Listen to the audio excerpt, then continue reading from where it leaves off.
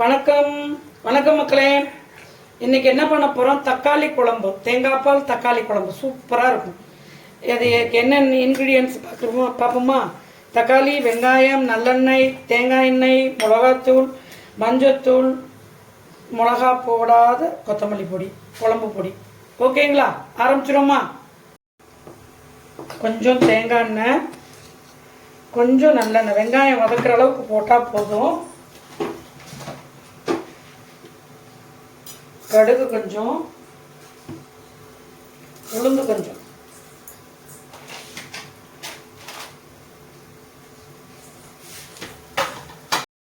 கடுகு வெடிச்சிருச்சுங்க.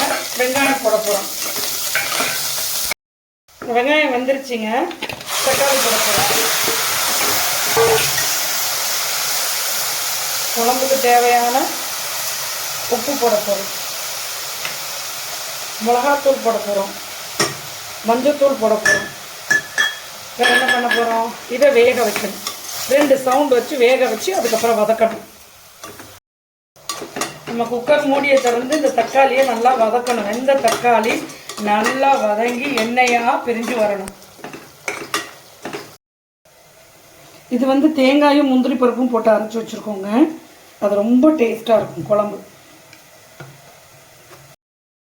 வதங்கிடுச்சுங்க. இந்த கொத்தமல்லி பொடி போட்டுட்டோம். தேங்காய் ஊற்றியாச்சு. குழம்புக்கு தண்ணி ஊற்றி எல்லாமே வச்சாச்சுங்க. நான் கொஞ்சம் தண்ணியாக தாங்க வச்சுருக்கிறேன். ஏன்னா எங்கள் வீட்டில் சிகப்பரிசி ரைஸுக்கு மட்டை அரிசிக்கு இதுதாங்க நல்லாயிருக்கும். நீங்கள் எப்படி வேணுமோ கொஞ்சம் கொல கொலன்னு வேணும்னா திக்காக வச்சுக்கோங்க. ஓகேங்களா?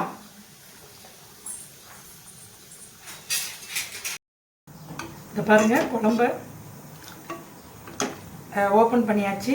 குழம்பு ரெடி ஆகிடுச்சிங்க. இவ்வளோ தாங்க.